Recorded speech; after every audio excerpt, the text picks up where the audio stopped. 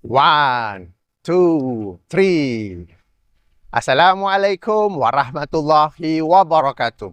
Sebut saja nama Ustaz Azhar Idrus, akan ramai yang memperkatakan ataupun membincangkan tentang perkataan-perkataan dan ayat-ayat yang tidak sesuai diucapkan oleh seorang penceramah. Bahkan bukan saja tidak sesuai oleh seorang penceramah, tetapi juga sebagai seorang Muslim. Dan telah pun ada para agamawan yang membicarakan perkara ini. Pun begitu, ada juga penyokong-penyokong Ustaz Azhar Idrus yang membela beliau. Kononnya itu kebiasaan Terengganu dan perkataan bodoh yang disebut oleh Ustaz Azhar Idrus bukanlah bodoh yang ada huruf H di hujungnya, tetapi bodoh sahaja ya. Jadi macam-macam mereka cuba untuk membela Ustaz. Namun baru-baru ini telah sampai kepada saya sebuah video di mana Ustaz Azhar Idrus sendiri memberi hujah-hujah bagi menjustifikasikan perkataan-perkataan dan ucapan-ucapan beliau itu ya. Ayuh sama-sama kita tonton. Kemudian saya berikan ulasan dan react. Dan tak boleh kita kata nama orang ni bodoh kalau dia orang yang cerdik. Dan kebodohannya tidak memudaratkan orang ramai. Allah cerita tentang orang bodoh dalam Quran. Ala innahum humus subaha. Hendaklah kamu ketahui, mereka lah orang-orang bodoh sebenarnya. Jadi subaha ni bahasa Arab. Kalau terjemah Melayu, bodoh. Takkan kita nak buang ayat subaha dalam surah Al-Baqarah. Pasal apa? Nampak kasar sikit lah. Jadi buang ayat Quran, sesat lagi menyesatkan. Nampak? Sebab tu perkataan bodoh ada dalam kamus Dewan Bahasa dan Pustaka daripada zaman Muhyiddin Abdullah sampai sekarang. Buang dah. Masih digunakan apabila perlu. Satu lagi, kita orang Terengganu. Orang Terengganu ni dia kasar sikit. Lebih kasar daripada bodoh, natang. Terengganu ni bukan dia jahat. Pasal banyak sebut natang, rupanya natang ni banyak makna. Nampak? Banyak makna. Walaupun bunyinya sama, tapi bila bacanya panjang pendek, dia akan jadi lain. Macam hong kereta tau. Kita sapa kat lampu merah, tiba-tiba hijau, dia tak jalan. Kita buat ping kepada orang depan. Maknanya hijau dah, jalan dah. Tapi lama juga dia tak jalan, ping, jalan lah, hijau dah tu. Tapi dia buat dok juga main mesej, ping, buta tak nampak, hijau jalan lah. Tu walaupun hon yang sama, kereta yang sama, tapi bila ada idrang, ada ikhfa' belakang, maksudnya lain. Kalau natang tu maknanya marah. Siapa dia ni? Ambil harta aku ni. Aku cari lelah-lelah senang-senangnya mari ambil waktu malam. Natang sungguh. Dia ngeng belakang. Tapi kalau manja orang Terengganu, natang gitu. Dah, atau natang tidak ada ikhfa'. Tak ada ikhfa'. Kawan tu beli kasut kat kedai kasut you. Bukan murah apa. RM9 lawa punya kasut. Bila siapa di wakah, kawan dia orang ditegur. Kelah kasut bawah ni. Comel. Yang beli nanda orang datang ni. Betul tak bahasa Terengganu? Kadang-kadang Tok Imam kena. Tok Imam baru balik Jordan, baru balik Mesir. Orang suruh jadi imam. Dah sama-sama Tok Imam tua. Maliki yaumiddin. Tok Imam Maliki yaumiddin. Tarik panjang. Esok kau cakap, kau dengar tak? Tok Imam muda semalam balik Mesir. Ayah kau dengar. Aku ada malam tak suara natang tu. Betul tak? Jadi kena faham baik. Yang tak bolehnya, natang. Tak boleh gitu. Tak kena pada tempatnya. Dan ada juga, adakah sekarang dalam kamus masih digunakan perkataan binatang? Ada lagi? Ada lagi. Tapi kita ni jenis memberontak. Bila tak setuju benda yang betul pun nak bertikai. Tapi bila kita cakap benda pasir orang putih tak marah pula. Nampak? Don't do like that. You only like animal lah. Tak marah. Sebab dia ingat Animal Planet. Tapi bila dia kata menatang bahasa Terengganu, baru dia marah pasal kasar. Bodoh pun begitu juga. Itu bahasa Terengganu. Kita pergi kedai, kita nak beli roti yang tak ada isi dalam. Orang Terengganu dah panggil roti kosong. Orang Terengganu panggil paung bodoh. Betul tak? Orang Terengganu kata, paung bodoh RM1. Tuan kita kata, nak berapa? Nak RM1 Oh, bayang mo paung bodoh Bukan paung tu bodoh. Bodoh tu maknanya paung yang tidak ada isi. Orang luar, dia mari janji dengan kawan dia. Kawan dia kata, mu mari sini pukul 12 malam. Aku ambil mu, aku bayar lalu fikir pun semua. Dia mari. Tak ada pun kawan dia. Bayang pun tak ada. Dia balik, kawan dia tanya, "Sok, dah macam mana semalam? Jumpa tak Cik Mak?" Tak ada lah. Aku pulang balik terus. Tak ada apa-apa pun. Nampak? Kalau Terengganu tak kata gitu. Dah ke mana malam? Ada tak? Bayar fikir? Dah tak ada setarang. Balik bodoh aku. Betul tak? Ni ayat Terengganu. Jadi kalau tak faham, duduk diam. Dah. Wallahu a'lam. Baiklah, kita sudah pun menonton dan mendengarnya. Okey, beberapa ulasan saya. Pertama, Ustaz menyatakan bahawa beliau hanya menyebut bodoh secara umum tanpa menyebut nama seseorang secara spesifik. Okey, baik. Apakah perkara ini boleh dihalalkan di mana seseorang itu menyebut bodoh ataupun apa-apa perkataan yang mencela secara umum tanpa dia menyebut ataupun menyandarkan celaan itu kepada sesiapa? Sebenarnya tetap tidak boleh ya. Dalam sebuah hadis yang dikeluarkan oleh Imam Al-Bukhari dan Muslim merupakan hadis yang ke-15 daripada himpunan hadis 40 oleh Imam An-Nawawi. Rasulullah sallallahu alaihi wasallam bersabda yang maksudnya sesiapa yang beriman kepada Allah dan hari akhirat, maka hendaklah dia berkata-kata yang baik, jika tidak diam. Maka berkata-kata yang baik ini termasuklah tidak mencela ataupun menyebut apa-apa perkataan yang tidak baik, umpama bodoh. Baik, jika hadis itu macam okey, neutral saja, kita ada hadis yang kedua yang dikeluarkan oleh Imam At-Tirmizi dalam sunannya, hadis nombor 1900 atau penomboran lain hadis nombor 1977, di mana Rasulullah sallallahu alaihi wasallam bersabda, maksudnya bukanlah ciri-ciri seorang mukmin untuk mencela, melaknat, berbuat lucah atau berkata-kata lucah. Jadi ada 4 perkara yang disebut oleh Rasulullah sallallahu alaihi wasallam sebagai bukan ciri-ciri sebagai bukan ciri-ciri seorang mukmin. Apakah itu? Mencela, melaknat, berbuat lucah atau berkata-kata yang lucah. Jadi mencela ini memang bukan ciri-ciri seorang mukmin. Jadi apa pun alasan? Yang pertama, alasan yang pertama itu tidak diterima meskipun tidak disebut nama siapa-siapa dalam Islam, dalam akhlak Islam, dalam adab Islam, tetap tidak dianjurkan untuk mencela ataupun menyebut perkataan-perkataan sedemikian.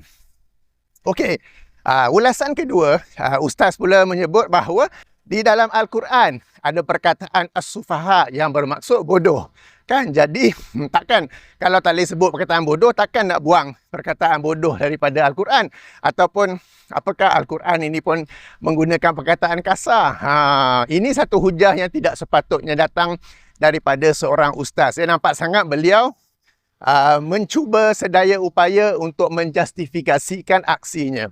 Pertama sekali, apakah ustaz menganggap diri ustaz sama level dengan Allah Subhanahu Wa Taala sehingga apabila Allah berfirman dengan menggunakan perkataan as-sufaha, berarti ustaz pun boleh menggunakan perkataan as-sufaha? Itu yang pertama. Yang kedua, dalam Al-Quran, apakah Allah Subhanahu Wa Taala menggunakan perkataan as-sufaha secara berulang-ulang sehingga menjadilah Al-Quran itu seumpama Ustaz Azhar Idrus sendiri? Tuan-tuan dan puan-puan yang dirahmati Allah, bukanlah satu rahsia bahawa trademark atau ciri-ciri bagi Ustaz Azhar Idrus ialah beliau dikenali sebagai Ustaz bodoh.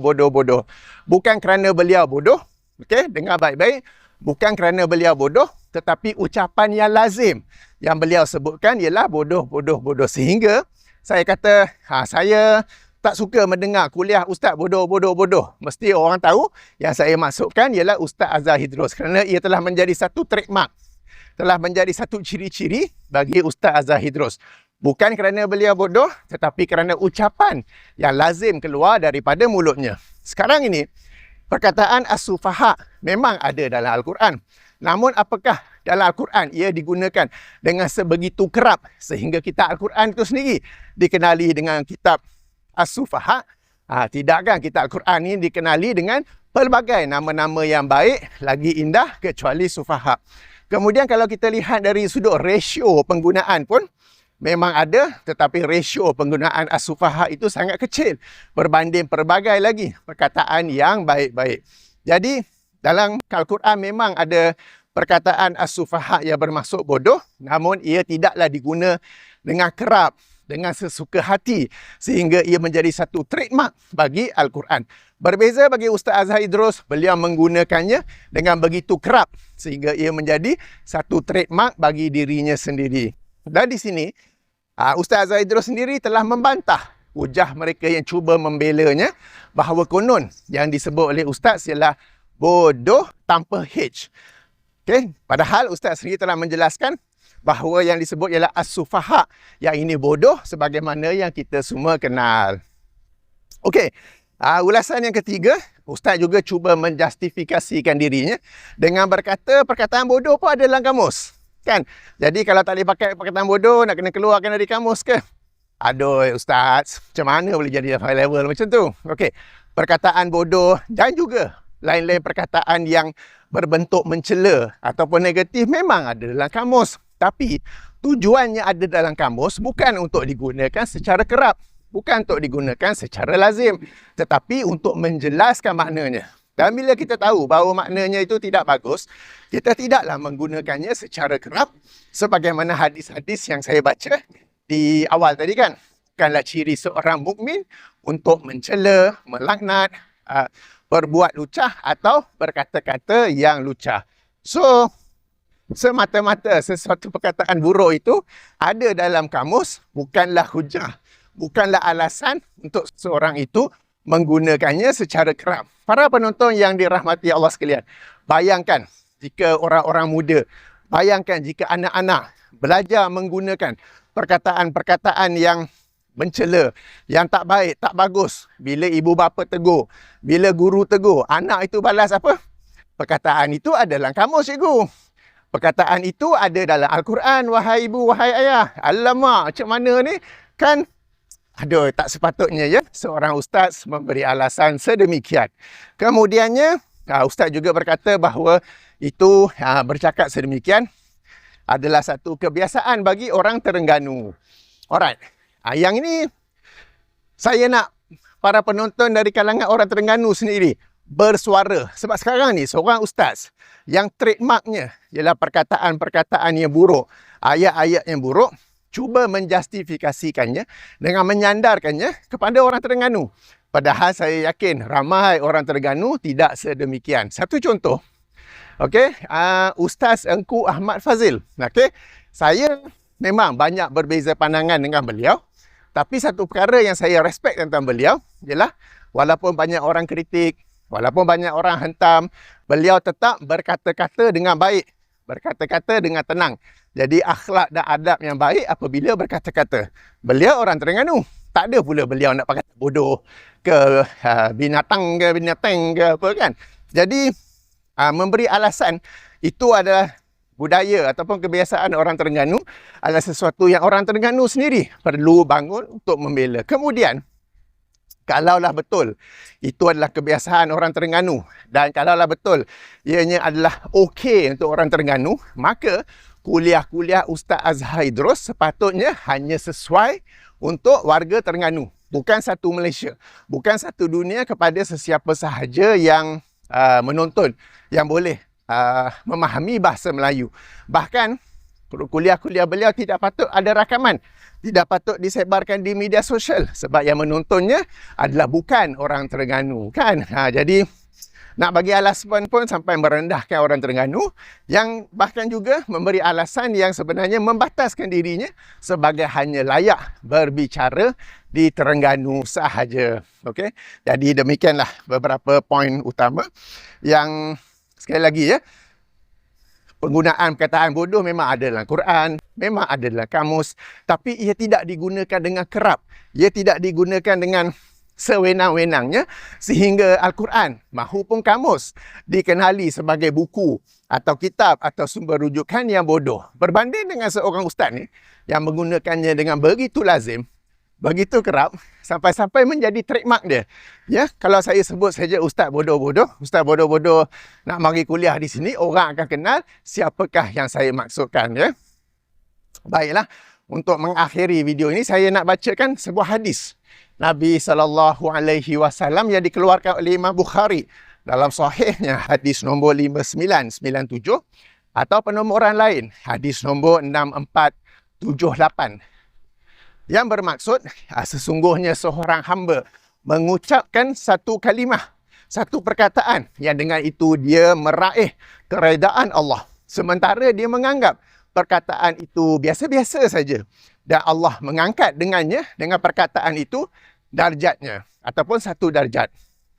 Sementara ada lagi seorang hamba pula yang mengucapkan satu perkataan yang mengundang kemurkaan Allah, sementara dia menganggap perkataan itu biasa-biasa saja, insignificant. Lalu lalu dia dilempar ke dalam neraka kerananya ya. Jadi tuan-tuan dan puan-puan, kita dapat lihat bagaimana Ustaz Azhar Idrus menganggap apa yang disebutnya itu adalah biasa-biasa saja, cuba menghalalkannya, cuba menjustifikasikannya, cuba menormalisasikannya, dan cuba berkata inilah kebiasaan bagi orang Terengganu. Saya bimbang beliau termasuk dalam hadis ini ya, yang ini seorang hamba yang mengucapkan satu perkataan yang mengundang kemurkaan Allah, namun dianggap ia biasa-biasa sahaja. Lalu dia dilemparkan dengan perkataan itu, dengan sebab perkataannya itu, ke dalam neraka. Okey, ini sebagai peringatan, bukan saya nak menghukum sesiapa masuk neraka. Baiklah, demikian ulasan saya terhadap pembelaan Ustaz Azhar Idrus terhadap perkataan-perkataan dan ayat-ayat yang beliau lazim gunakan. Itu sajalah. Jadi saya tutup dengan subhanakallahumma wa bihamdika asyhadu an la ilaha illa anta astaghfiruka wa atubu ilaika. Assalamualaikum warahmatullahi wabarakatuh.